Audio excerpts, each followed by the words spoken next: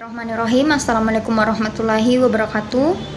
Kami dari kelompok 7 dalam mata kuliah Negotiation and Conflict Resolution mengucapkan terima kasih atas kesempatan dan kepercayaan yang telah diberikan kepada kami untuk menyampaikan dan memaparkan materi mengenai berunding lewat teknologi informasi. Untuk mengefisienkan waktu, mari kita sama-sama mendengarkan dan memahami materi yang akan disampaikan oleh para pemateri. Pemateri pertama yaitu Siti Fatimah. Dipersilahkan. Assalamualaikum warahmatullahi wabarakatuh. Saya Siti Fatimah B akan membawakan materi asal-usul dan perkembangan teknologi komunikasi. Istilah komunikasi atau dalam bahasa Inggris communication secara etimologis atau menurut asal katanya adalah dari bahasa Latin yaitu communicatus. Perkataan ini bersumber dari kata komunis. Dalam kata komunis ini memiliki makna berbagi atau menjadi milik bersama, yaitu suatu usaha yang memiliki tujuan untuk kebersamaan atau kebersamaan makna. Komunikasi secara terminologis merujuk pada adanya proses penyampaian sesuatu pernyataan oleh seseorang kepada orang lain. Nah, yang terlibat dalam komunikasi ini adalah manusia.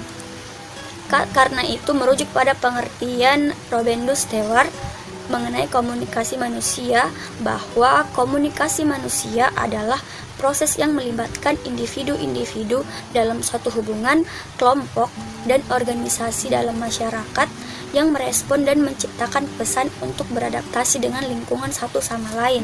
Selanjutnya, untuk memahami pengertian komunikasi tersebut dilancarkan secara efektif dalam FND bahwa para peminat komunikasi seringkali mengutip paradigma yang dikemukakan oleh Harold Laswell dalam karyanya The Structure and Function of Communication in the Society.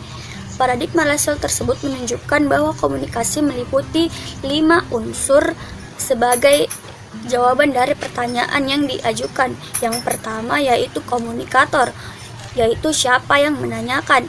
Kedua, pesan, mengatakan apa. Yang ketiga adalah media, melalui saluran apa. Yang keempat, komunikan, kepada siapa. Yang kelima adalah efek, yaitu dampaknya seperti apa. Jadi berdasarkan paradigma Laswell tersebut, secara sederhana proses komunikasi adalah pihak komunikator membentuk encode atau pesan dan menyampaikannya melalui suatu saluran tertentu kepada para penerima yang menimbulkan efek tertentu. Selanjutnya adalah B, pengertian teknologi komunikasi. Teknologi komunikasi adalah perangkat keras atau hardware dalam sebuah struktur organisasi yang mengandung nilai-nilai sosial yang memungkinkan setiap individu mengumpulkan, memproses, dan saling menukar informasi dengan individu-individu lainnya. Selanjutnya adalah C, perkembangan teknologi komunikasi, yaitu sejarah perkembangannya. Yang pertama, pada masa prasejarah. Pada masa prasejarah, manusia telah menggunakan dan mengembangkan berbagai bentuk komunikasi dan informasi. Manusia mencoba menggunakan teknologi komunikasi berupa gambar yang menceritakan pengalaman kegiatan berburu pada dinding-dinding gua, menggunakan isyarat berupa bunyi berkomunikasi dengan sesama dengan menggunakan genderang, terompet, api, dan asap untuk menyampaikan pesan jarak jauh. Contoh karakter huruf yang digunakan pada masa itu adalah piktograf dan hieroglif. Yang kedua adalah pada masa sejarah. Pada masa sejarah, kertas ditemukan oleh bangsa Cina menjadi tanda perkembangan bahasa tulis dan cikal bakal kertas saat ini. Pada masa ini, kertas terbuat dari bambu yang dihaluskan, disaring, dan kemudian diratakan dan dikeringkan. Dengan ditemukannya kertas, muncul teknologi percetakan dengan menggunakan balok kayu yang dilumuri tinta dan dicelup pada kertas. Sekian materi dari saya. Materi selanjutnya akan dilanjutkan oleh rekan saya. Assalamualaikum warahmatullahi wabarakatuh. Selanjutnya saya akan memaparkan materi mengenai perkembangan teknologi komunikasi, sejarah perkembangannya pada masa modern. Berikut ini adalah beberapa teknologi yang ditemukan pada masa modern. Saya akan menjelaskan beberapa teknologi yang mungkin banyak dikenal. Yang pertama adalah mesin cetak. Itu ditemukan pada tahun 1455 ditemukan oleh Johann Gutenberg menciptakan mesin cetak pertama menggunakan plat huruf yang terbuat dari besi. Plat tersebut dapat diganti dalam bingkai yang terbuat dari kayu. Kemudian film pertama ini menarik, merupakan alat komunikasi untuk mengungkapkan gagasan kepada orang banyak. Awal mula film diciptakan pada tahun 1861. Kemudian teknologi televisi tabung ini ditemukan pada tahun 1923. Zorkin menciptakan televisi tabung dan komponen yang digunakan masih berupa tabung vakum karena pada masa ini belum muncul teknologi transistor. Dan selanjutnya itu program email ini masih sering kita gunakan sampai saat ini, ya, ditemukan pada tahun 1972. Roy Tomlinson pertama kali menciptakan email, yaitu pengiriman pesan teks atau surat secara elektronik lewat internet. Selanjutnya adalah internet yang ditemukan pada tahun 1973 sampai 1950. Istilah internet diperkenalkan dalam sebuah karya tulis mengenai TCP atau IP, Transmission Control Protocol atau Internet Protocol. Kemudian dilanjutkan dengan dilakukan pengembangan protokol jaringan. Masuk ke submateri berikutnya, yaitu proses komunikasi. Beberapa pembeda proses komunikasi. Yang pertama adalah proses komunikasi secara primer. Proses komunikasi secara primer adalah proses penyampaian pikiran dan perasaan seseorang kepada orang lain dengan menggunakan lambang atau simbol sebagai media. Lambang sebagai media primer dalam proses komunikasi adalah pesan verbal atau bahasa dan pesan nonverbal, misalnya gestur, isyarat, warna, dan lainnya. Secara langsung mampu menerjemahkan pikiran atau perasaan komunikator kepada komunikan. Prosesnya sebagai berikut. Pertama-tama komunikator menjadi encode atau pesan yang akan disampaikan kepada komunikan. Ini berarti komunikator memformulasikan pikiran dan perasaannya ke dalam lambang atau bahasa yang diperkirakan atau dimengerti oleh komunikan. Kemudian giliran komunikan untuk menerjemahkan kode tersebut dari pesan komunikator. Itu berarti ia menafsirkan lambang yang mengandung pikiran atau perasaan komunikator dalam konteks pengertian. Kita beranjak ke proses komunikasi sekunder. Proses komunikasi secara sekunder adalah proses penyampaian pesan oleh komunikator kepada komunikan dengan menggunakan alat atau sarana sebagai media kedua setelah memakai lambang sebagai media.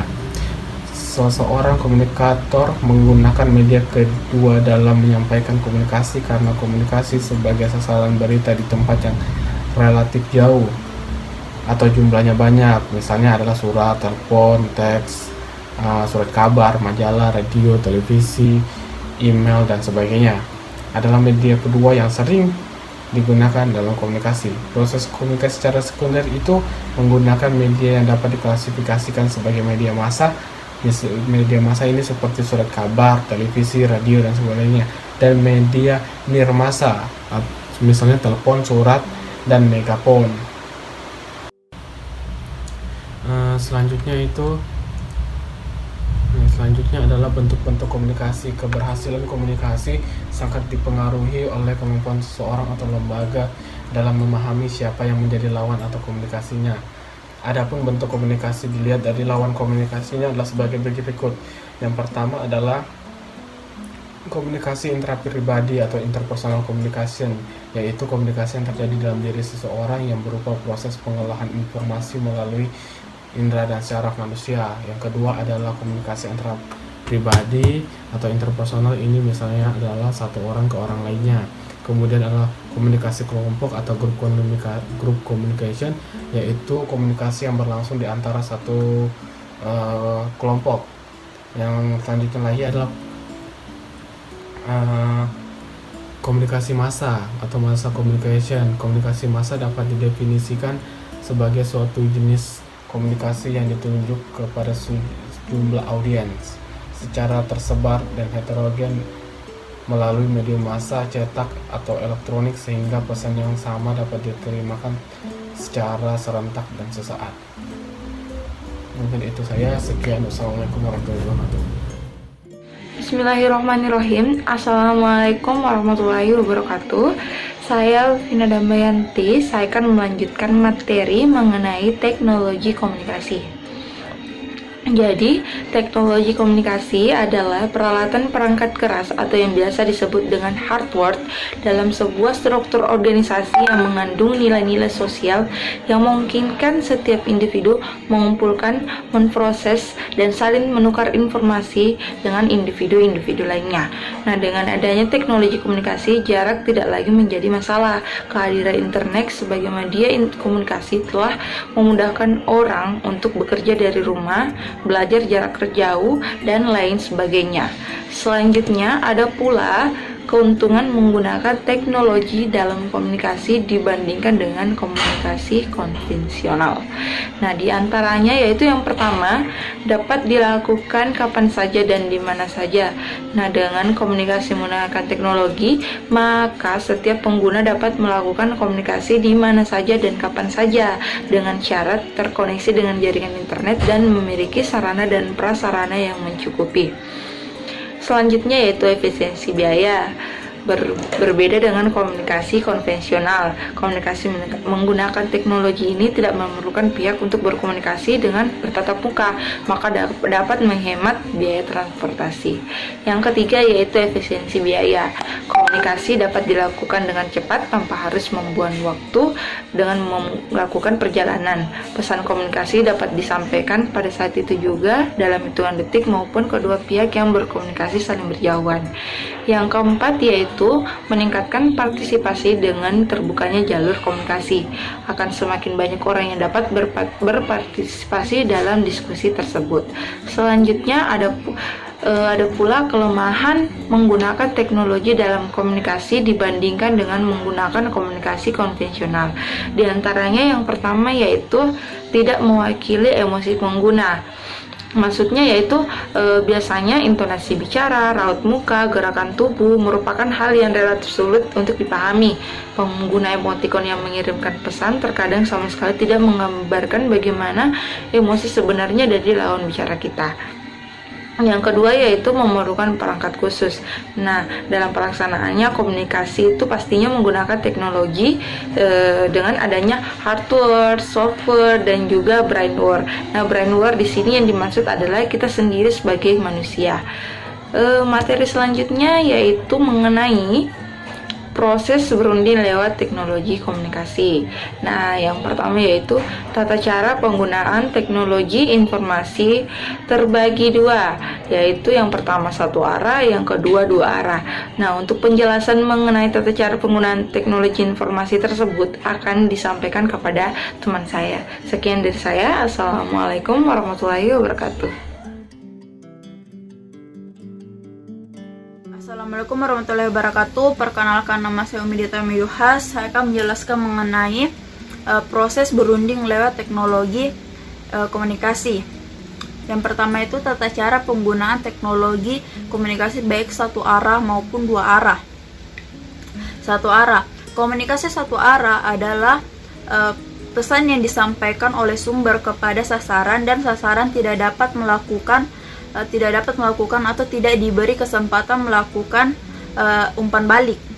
Artinya, sasaran tidak dapat melakukan pertanyaan dan sanggahan terkait informasi yang diberikan si sumber tadi.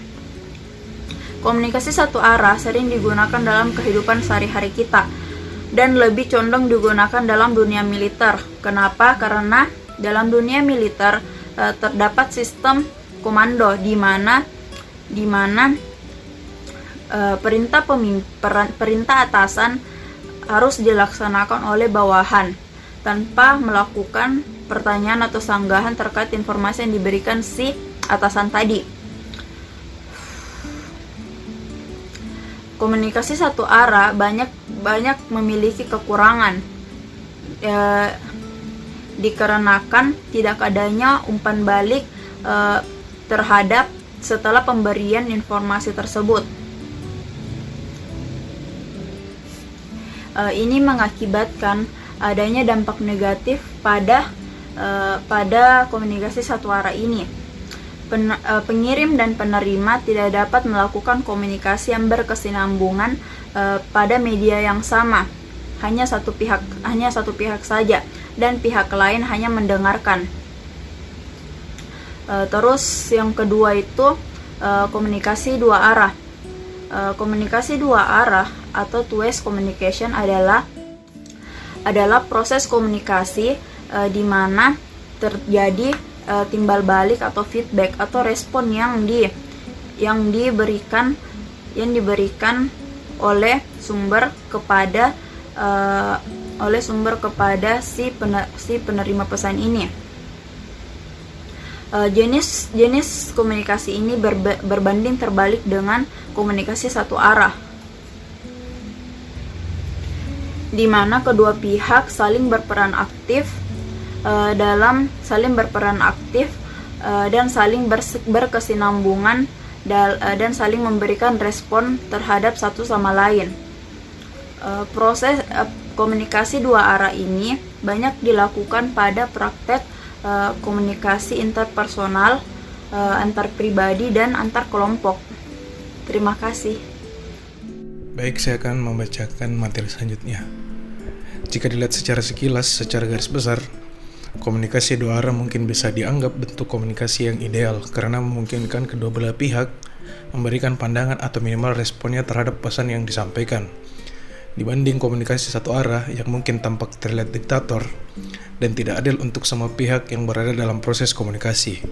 Komunikasi dua arah memang memberikan lebih banyak opsi untuk munculnya perbincangan dan pembahasan lebih lanjut mengenai pesan atau topik yang dikomunikasikan. Selanjutnya, arah komunikasi ini dapat terjadi dalam 3 jenis gaya, yaitu komunikasi vertikal, horizontal, dan diagonal.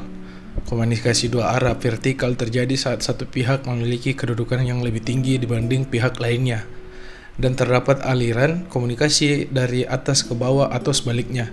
Contoh komunikasi ini yang paling sering ditemukan adalah komunikasi antara bos dengan bawahan, guru dengan murid, atau orang tua dengan anak. Lalu selanjutnya, yang kedua, komunikasi dua arah horizontal. Terjadi saat pihak-pihak yang melakukan komunikasi memiliki kedudukan atau tingkat yang sama dan setingkat. Contoh yang sering ditemui adalah komunikasi yang terjalin antara sesama teman sebaya, rekan kerja, atau orang-orang yang sudah dekat satu sama lain. Dan yang ketiga adalah komunikasi dua arah diagonal. Terjadi saat pihak-pihak yang terlibat dalam komunikasi memiliki kedudukan, tingkat, dan wewenang yang berbeda. Contohnya adalah komunikasi yang terjalin antara sesama kepala divisi, namun membawahi bagian yang berbeda dalam kantor. Materi selanjutnya akan dibacakan oleh teman saya, Hamda. Terima kasih.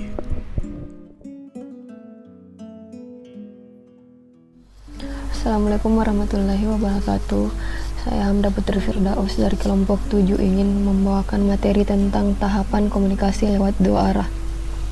Pembuatan atau kepemilikan gagasan atau ide dasar oleh pemberi atau sumber pesan atau source.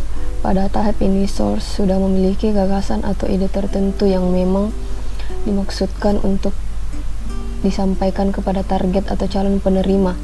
Yang kedua itu ada source mengelola gagasan atau ide dasar pesan yang dapat lebih mudah disampaikan serta dipahami oleh penerima pesan. Dalam hal ini source menyesuaikan isi pesan yang akan disampaikan dengan bagaimana akan menyampaikannya nanti berdasarkan target penerima pesan.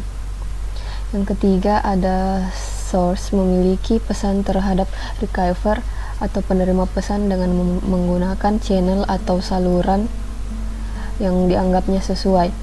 Proses ini sangatlah penting karena berperan besar dalam menentukan apakah pesan dapat tersampaikan dan diterima dengan baik atau tidak. Yang keempat itu ada receiver, menerima pesan yang disampaikan oleh source tersebut, dan perlu diingat bahwa apa yang disampaikan mungkin saja tidak sama dengan apa yang diterima.